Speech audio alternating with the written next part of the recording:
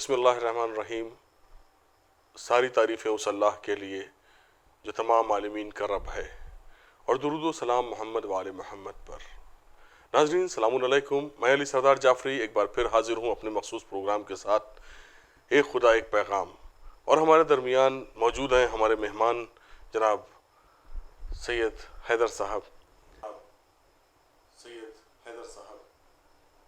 हुज़ूर वाला, अभी तक जो बातें रहीं और हम लोग जिन टॉपिक्स पे बात करते रहे, बहुत ही अच्छे कॉन्सेप्ट्स क्लियर होते जा रहे हैं। और जहाँ तक मैं समझ रहा हूँ कि मेरे नाजरीन को भी इस पे बहुत अच्छा लग रहा होगा सुन के। और है तो बिल्कुल अचानक नया सा, लेकिन ये ज़रूरी भी है कि हम दूसरे मज़ाहिब के ज़रिए से भी जानें कि हम कहाँ स्टैंड कर रहे हैं, हम कहाँ हैं। बहरहाल, अभी तक कुरान मजीद का तो हमने जिक्र किया, और जाहिर सी बात है वो एक कंप्लीट किताब है, एक पूरी किताब है। यहूदी और ईसाइयों के बारे में कहा गया है कि उन्होंने अपने अपने जो बुक्स हैं, अपनी अपनी जो किताबें हैं, उनमें चेंजिंग करी है, चेंजेस कुछ लाए हैं, तहरीफ करी है। तो ये कभी आपके सामने से ये कुछ ऐसी गुजरी किताबें जो ऐसा हुआ हो? जी, आप सही कह रहे हैं, लेकिन हमको पहले एक और चीज़ जो बहुत ही आयरॉनिकल है, जो मुझे मतलब बड़ा ताज्जुब होता है, वो मैं पेश करना चाहूँगा कि रसूल ने जब कहा कि अब इस दीन को पेश किया, तो बहुत से ईसाई थे और बहुत से यहूदी थे जो अपनी अपनी किताबों को पढ़कर और उसमें से ये पहचानते हुए कि आखिरी रसूल आ गया है, वो उन्होंने इनके फोल्ड में आए, उन्होंने इनकी तालीमात को एक्सेप्ट। बहुत से ईसाई और यहूदी थे जो उन्होंने इन तालीमात को, रसूल खुदा की तालीमात को एक्सेप्ट किया। तो अगर वो अपनी किताबों में से देख कर आए थे, जनाब सलमान फ़ारसी के बारे में लिखा है कि वो आतिश परस्त थे, ईरान के रहने वाले थे। उन्होंने जब सेटिस्फाई नहीं थे जो वो फॉलो कर रहे थे, तो उन्होंने और जस्तजू की और ईसाई मज़हब इख्तियार किया, और ईसाई टीचिंग्स को इख्तियार करके वो और स्टडी करते करते दमिश्क तक गए। दमिश्क में उन्होंने जाना उन्हीं किताबों में से, ईसाई किताबों में से, कि उस आखिरी पैगंबर के आने का वक्त हो चुका है, और वो मक्के के सफ़र पर रवाना हो गए दमिश्क से। लेकिन रास्ते में जो है उनको ग़ुलाम बना लिया गया, और ग़ुलाम बना के उनको जो है, जो उनका मालिक था, यहूदी था, वो उनको मदीने ले आया। और फिर खुदा का ऐसा करना कि रसूल भी मदीने पहुंच गए। लेकिन जो मैं बात वाज़े करना चाह रहा हूँ कि जनाब सलमान फ़ारसी भी अपनी किताब, यानी ईसाइयों की किताब में से देखते हुए कि आखिरी रसूल के आने का वक्त हो चुका है और वो फुला जगह आएगा, यानी वो मक्के की तरफ भी रवाना हो गए, उन्हें ये भी पता था वहाँ आएगा, उन्होंने सफ़र इख्तियार किया। तो अगर इतने यहूदी और ईसाई अपनी अपनी किताबों में से देख कर आए, तो इन्होंने वो किताबें क्यों नहीं संभाल के रखी? हमको ये भी समझना होगा कि रसूल के बाद थोड़े वक्फे के बाद हालात ऐसे हो गए कि कुरान की तालीमात को बचाना मुश्किल हो गया था, तो और किताबों को कहाँ से संभाल के रखें? अब ये बहुत ही बड़ी आयरनी है कि इस्लाम में जब रसूल के नवासे को ज़बह किया जा रहा था, यानी जो कुरान नातिक था, जिसको डिफ़ाइन किया गया था और हर तरीके से रसूल ने जिसको पहचानवाया था, उसके ख़िलाफ़ जो है पूरी की पूरी फ़ौजें इकट्ठा हो गई जो अपने को मुसलमान कहती थी। तो आप कैसे एक्सपेक्ट कर सकते हैं, कुरान की तालीमात रौंदी जा रही थी उस वक्त, आप कैसे एक्सपेक्ट कर सकते हैं उन मुसलमानों से कि वो जो है पहले की किताबों को बचा के रखेंगे? मैंने आपको पुराने डिस्कशंस में पहले के बताया था कि कुरान खुद उन किताबों की क्या अहमियत बयान कर रहा है। हाँ, लेकिन कुछ तारीफ़ हुई है। अब वो शायद इसलिए हुई कि उन्होंने वो चीज़ें हटाने की कोशिश गालिबन करी कि जो वाज़े तौर पर वो निशानियाँ बयान कर रही थी। लेकिन अब हम जिन लाइंस के ऊपर सच को ढूंढ रहे हैं, इतनी तहरीफ नहीं हुई कि इसको भी छुपा सकते हैं।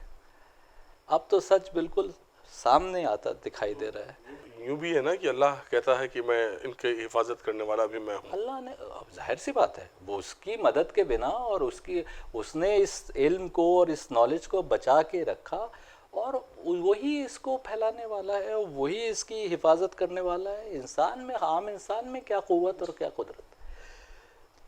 तो आप देखिए कि हज़रत इब्राहीम की हम देखते हैं कि 2 बीवियाँ थीं, सारा और हाजरा।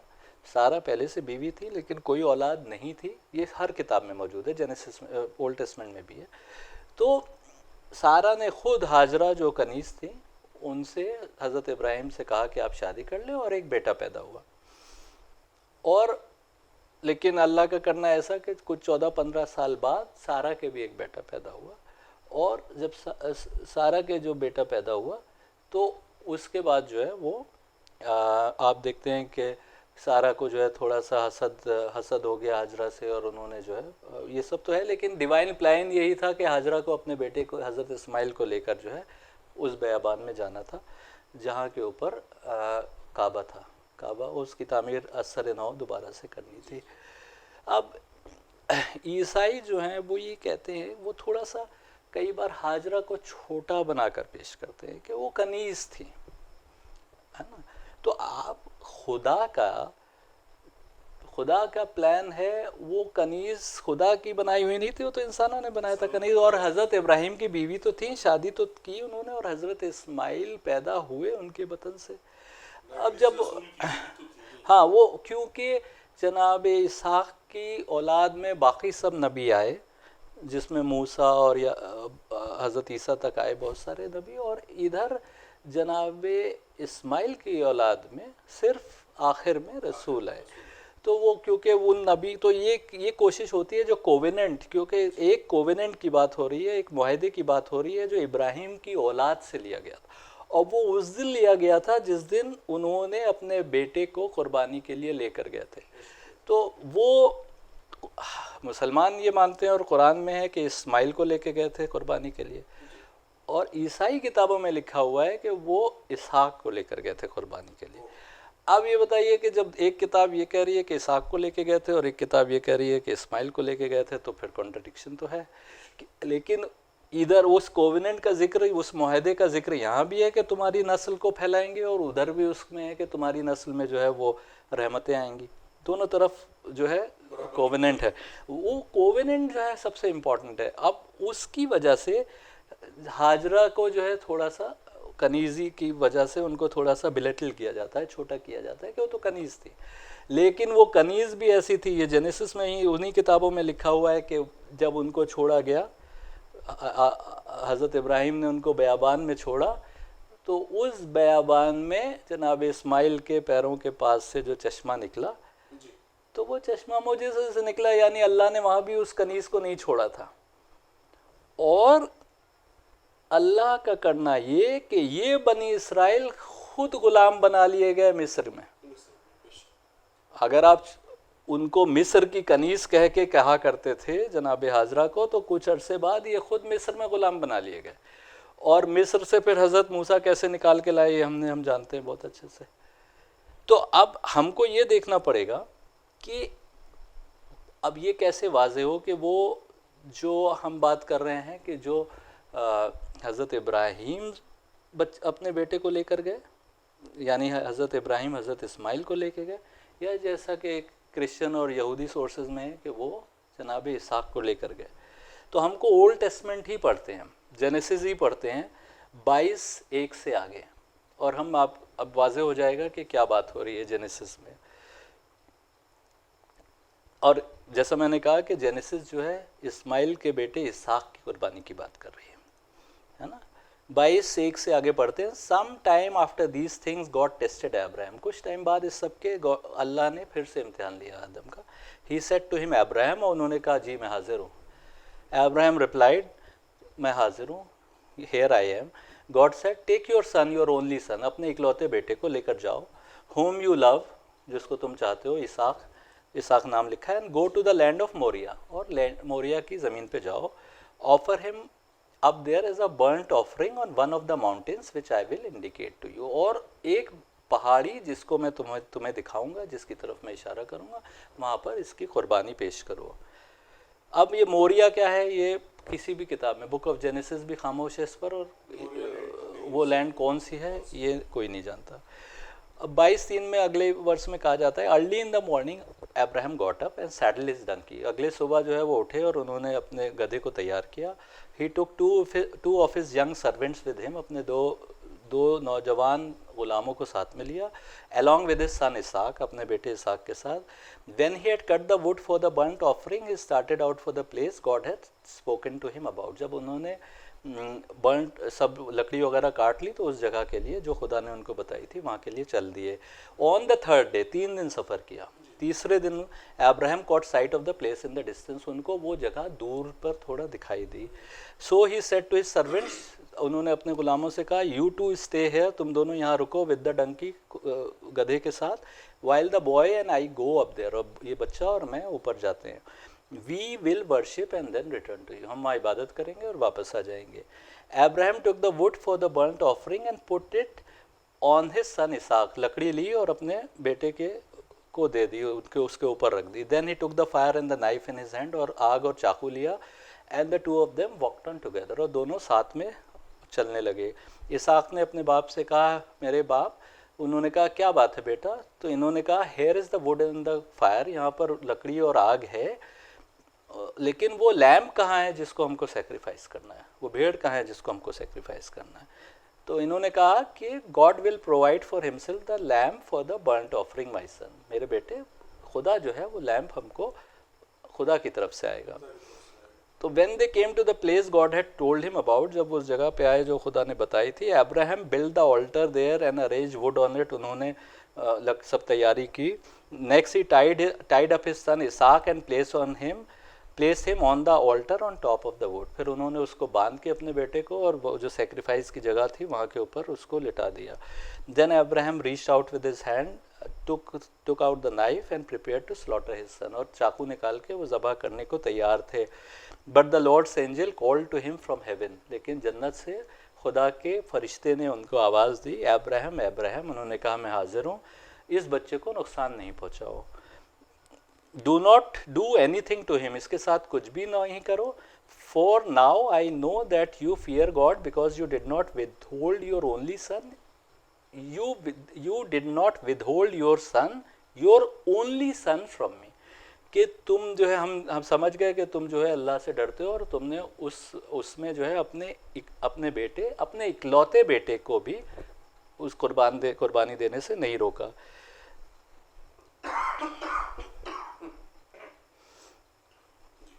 तो फिर उसके बाद है कि अब्राहम ने देखा तो वहाँ के ऊपर एक दुम्बा जो है वो वहाँ पर था, और उन्होंने उस दुम्बे को जो है उसकी कुर्बानी दी, और उन्होंने उस जगह का नाम जो है द लॉर्ड प्रोवाइड्स, इंग्लिश में ट्रांसलेशन उस जगह का ये रखा, और अल्लाह की तरफ से फरिश्ते ने उनको बुलाया दोबारा और कहा कि मैं I solemnly swear by my own name, ये खुदा कहता है कि मैं अपने नाम की कसम खा के कहता हूँ, that because you have done this and have not withheld your son, your only sun, I will Indeed bless you, क्योंकि तुमने अपने बेटे, अपने इकलौते बेटे को भी कुर्बानी देने से पीछे नहीं रखा, तो मैं यकीनन तुम्हारे ऊपर रहमतें भेजूंगा, और मैं तुम्हारी औलादों को मल्टीप्लाई कर दूंगा, और वो इतनी होंगी जैसे आसमान में सितारे हैं या ज़मीन में जो हैं दाने हैं, and your descendants will take position of the strongholds of their enemies, और जो तुम्हारी औलादें हैं वो दुश्मनों की जो है वो सब जगह जो है हावी हो जाएंगी। Because you have obeyed me, all the nations of the earth will pronounce blessings on one another using the name of your descendants, और तुमने मेरा कहा माना है, इसलिए सारे नेशन दुनिया के वो जो हैं दे विल प्रोनाउंस ब्लेसिंग्स, एक दूसरे को ब्लेस करेंगे, एक दूसरे के ऊपर रहमतें भेजेंगे तुम्हारे डिसेंडेंट का नाम लेकर, तुम्हारी कोई वंशज होगा जिसका नाम लेकर वो एक दूसरे के ऊपर सलाम भेजेंगे। Then Abraham turn to his servant and they set out together for Beersheba where Adam stayed. अब फिर अब्राहम जो है अपने गुलामों के पास वापस आए, और वो बियरशीबा के लिए रवाना हो गए जहाँ पर अब्राहम रुके हुए थे। अब कुछ सवाल हमारे सामने आते हैं। अब आप देखिए कि इसको एक बार अगर हम दोबारा से आप इसको पढ़ें तो आप देखिए कि 3 मरतबा खुदा ने कहा तुम्हारा बेटा, तुम्हारा इकलौता बेटा, है ना। और एक चीज़ जो हमारे सामने आ रही है कि वो 3 दिन की मसाफत तय करके गए थे, और फिर आखिरी लाइन में कहा जा रहा है कि वो वापस चल दिए बियरशीबा की तरफ जहाँ के ऊपर अब्राहम रुके हुए थे। जेरूसलम में आज भी जेरूसलम में एक माउंट है जिसको यहूदी दिखाते हैं कि ये वो माउंट है जहाँ के ऊपर हज़रत इब्राहिम अपने बेटे इसहाक को कुर्बानी के लिए लेकर गए थे, जो जेरूसलम में मौजूद है। और जेरूसलम में ही हज़रत इब्राहिम मुकीम थे अपनी बीवी सारा के साथ। तो आमतौर पे क्या जस्टिफिकेशन दिया जाता है जब ओनली सन, इकलौता बेटे की बात होती है, कि क्योंकि हज़रत इब्राहिम अपने बेटे इस्माइल को बेयाबान में छोड़ आए थे, इसलिए बस एक ही बेटा बचा हुआ था, इसलिए उसको ओनली सन, इकलौता बेटा कहकर मुखातिब किया गया। ये जो है, जब ईसाइयों के सामने मैंने ये बात रखी तो कुछ ईसाइयों या यहूदियों ने ये जवाब दिया कि क्योंकि वो अपने इकलौते बेटे को छोड़ आए थे, तो जो पहला बेटा था वो तो दूसरा बेटा जो था वो ये एक था, इसलिए उसको जेनेसिस ओनली सन कहकर बात कर रही। लेकिन मेरा सवाल ये है कि जेनेसिस में हमारे और आप जैसा आम आदमी बात नहीं कर रहा, ये खुदा का कलाम है, और खुदा को तो बखूबी पता था, उसी के हुक्म पर तो एक बेटे को वहाँ लेकर गए थे। तो खुदा कैसे, जब इसहाक की कुर्बानी की अगर बात हो रही होती, तो खुदा कैसे उनको इकलौता बेटा कहकर मुखातिब कर रहा है? अब हमको देखना पड़ेगा कि हज़रत इस्माइल की पैदाइश जो है कब हुई और हज़रत इसहाक की पैदाइश कब हुई। जेनेसिस में ही 16:15 में कहा जाता है, so Hagar gave birth to Abraham son whom Abraham named Ismail। फिर हाजरा ने पैदा किया एक बेटा जिसको अब्राहम ने इस्माइल नाम दिया। अब आगे लिखा है, now Abraham was 86 years old when हाजर गेव बर्थ टू इस्माइल। ये ब्रैकेट में लिखा है कि वो 86 साल के थे जनाब इब्राहिम जब हाजरा ने हज़रत इस्माइल को पैदा किया।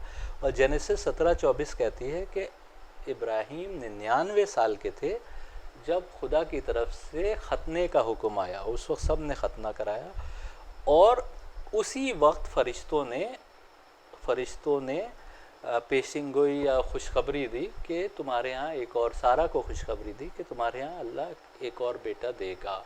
उसके ऊपर ये भी है कि सारा हंसी कि मैं इतनी बूढ़ी हो गई हूँ, अब मेरे यहाँ बेटा कैसा पैदा होगा। तो यानी जब 100 साल के जनाब इब्राहिम थे तब जनाब इसहाक की पैदाइश हुई। गोया कि ये माना जाए कि तकरीबन 24 ईयर्स यानी कि 24 साल का फ़र्क बैठ गया। 14-15 साल का, 86 साल के थे, 86 साल के थे जब जनाब इस्माइल पैदा हुए, और 100 साल के थे जब जनाब इसहाक पैदा हुए। तो यानी 14-15 साल के जनाब इस्माइल थे। अब अक्ल से ये कयास किया जा सकता है, बेरशीबा का जिक्र आया है जहाँ से 3 दिन की मसाफत पर हज़रत इब्राहिम गए थे। और बेरशीबा वो जगह है जो उस वक्त क्या, जो फ़िलिस्तीन था, जो बनी इसराइल का जो आबादी थी, उसमें सदर्न मोस्ट पोस्ट कहलाई जाती थी। यानी वो बेरशीबा वो जगह थी जिससे आगे बयाबान था, रेगिस्तान था, उससे आगे और कुछ नहीं था। तो वो उस सदर्न मोस्ट पोस्ट तक आए थे, और उस सदर्न मोस्ट पोस्ट से और आगे 3 दिन की मसाफत तय करके गए, तब उस माउंटेन पे पहुँचे कि जहाँ के ऊपर अल्लाह का हुक्म था कि यहाँ पर कुर्बानी देना है।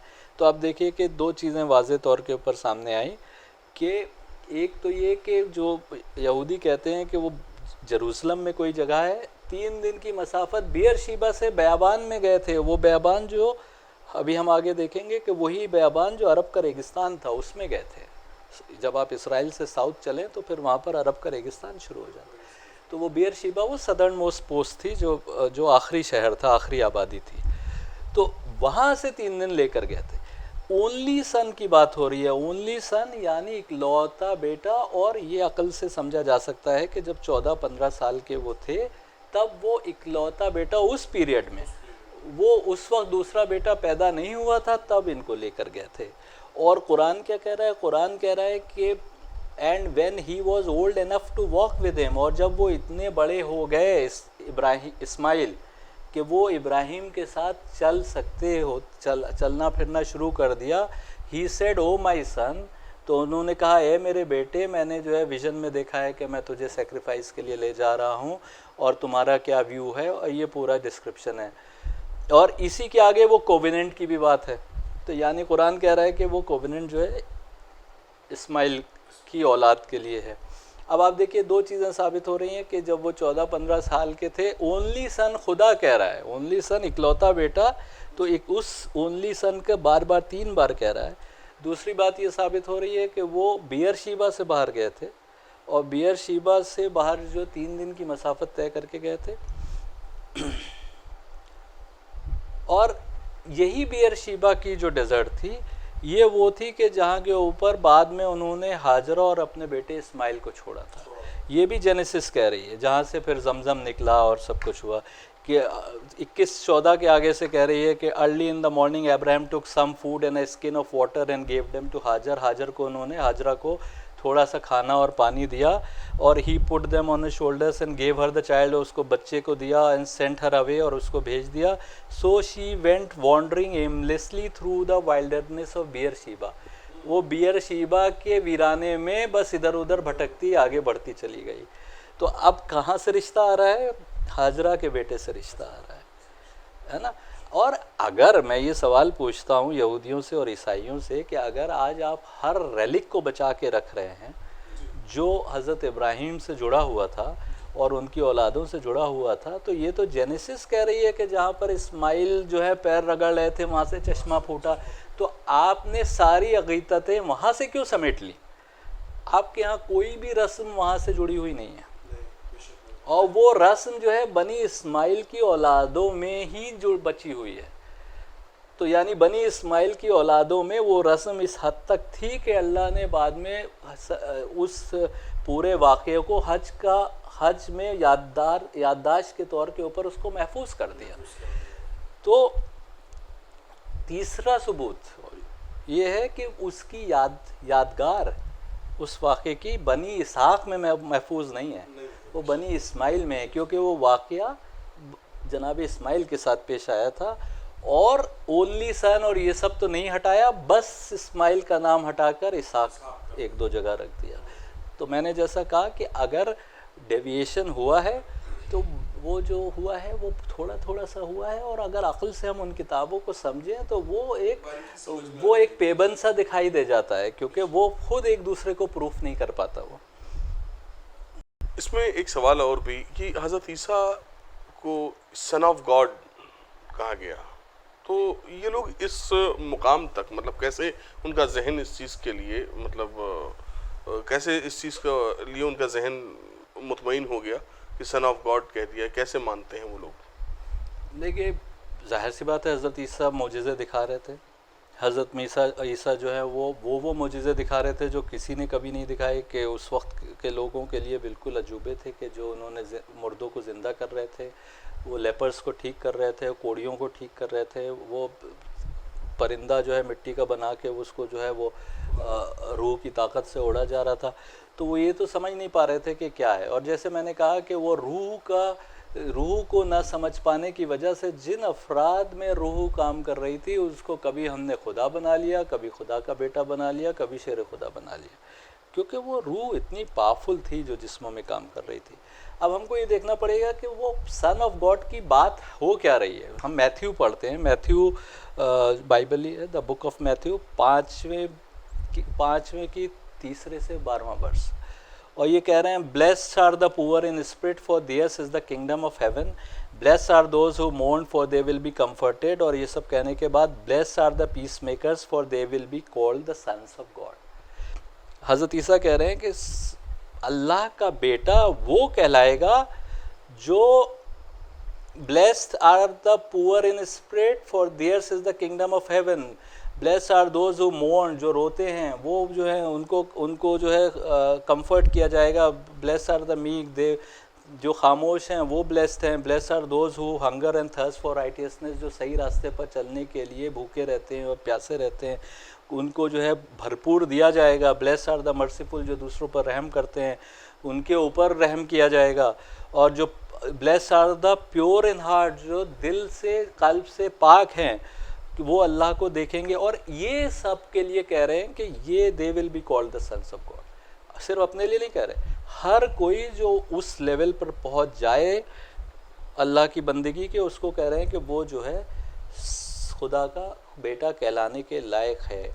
और एक और जगह कह रहे हैं बुक ऑफ मैथ्यू में 23:9 में कि वो खुदा को फादर बता रहे हैं, खुदा को कह रहे हैं कि वो बाप है ऑफ ऑल राइटियस पीपल, जितने हक पे चलने वाले लोग हैं।